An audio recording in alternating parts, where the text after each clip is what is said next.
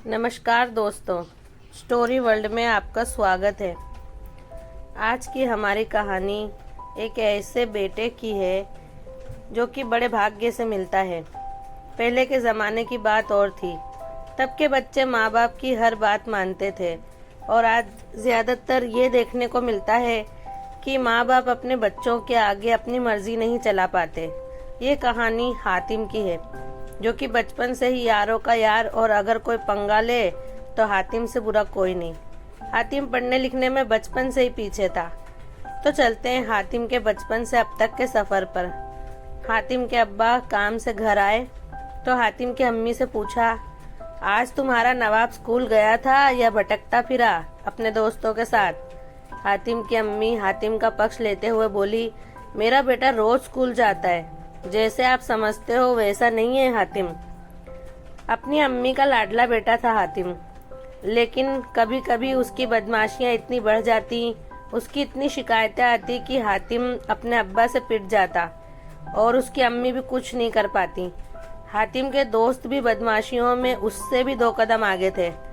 हातिम 2 वक्त की रोटी छोड़ सकता था, लेकिन उसके दोस्त नहीं छोड़ सकता था।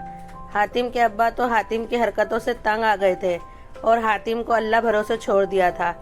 ऐसे ही साल बीते, हातिम जवान हो गया और उसकी यारी दोस्ती वाली जिंदगी में भी अब और रंग चढ़ गया था।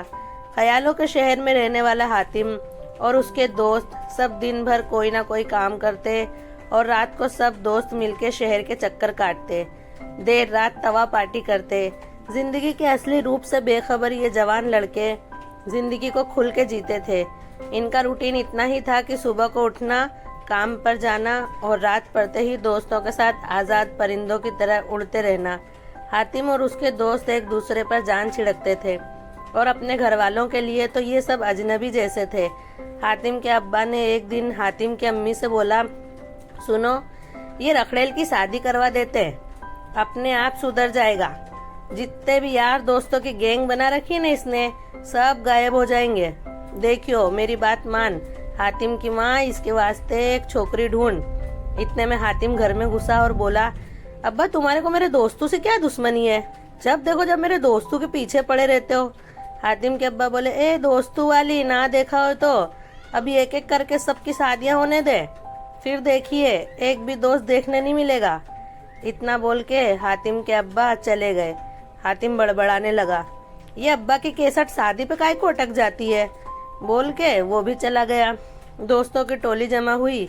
संडे का दिन था। हातिम का एक दोस्त बोला, क्या बे हातिम, या ऐसा मुंह लटका के काहे को बैठा है?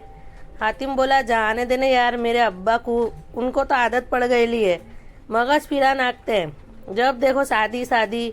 तो दूसरा दोस्त बोला, पर वे अपने यासीन की तो नक्की हो गई है। हातिम ने यासीन की तरफ देखा और बोला, खबर नहीं पड़ती तेरे को, अभी से वरी तेरे कहाँ शादी करने की उतावल आई है?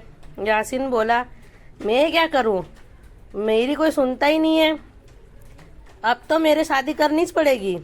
इतना कहना सुनना हुआ और दोस्तों की टोली में सन्नाटा छा गया और फिर एक एक करके सब दोस्तों की शादी हो गई, बचा सिर्फ हातिम। अब तो हातिम भी रिश्ता देखने की बात पे कुछ नहीं कहता था, उसने भी अब सरेंडर कर दिया था। फिर एक दिन हातिम के अब्बा का एक्सीडेंट हो गया।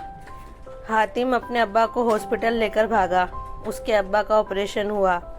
हातिम को करीब 1.5 महीने तक अपने अब्बा के साथ हॉस्पिटल में रहना पड़ा।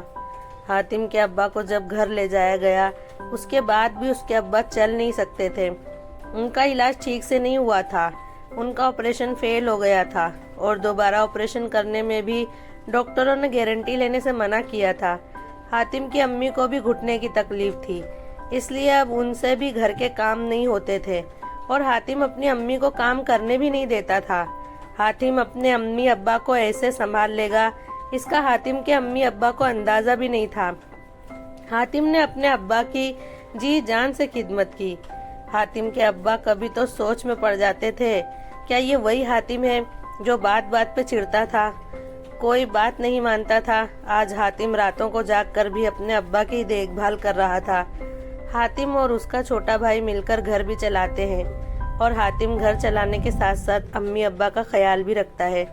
हातिम के अब्बा जब उसे शादी करने को कहते हैं तो वो घर के बड़े बुजुर्ग जैसा जवाब देता है, अरे अब्बा वो छोकरी थोड़ी तुम्हारे को ने अम्मी को संभालेगी, उल्टा लड़ाइयाँ और करेगी कि मेरे अलग रहने जाना है। तुम मेरी शादी की फिक्र ना करो, बस जल्दी से अच्छे हो जाओ, फिर तुम खुद मेरे वास्ते छोकरी देखियो। और ये सब सुन के हातिम के अम्मी अब्बू आंखें नम करके हाँ कहते हैं और अपने बेटे को खूब दुआएं देते हैं। दोस्तों, ये एक सच्ची कहानी है और ये बेटा आज भी अपने अम्मी अब्बा की खिदमत कर रहा है। आपको आज की कहानी कैसी लगी कमेंट में ज़रूर बताएं और चैनल को सब्सक्राइब ज़रूर करें।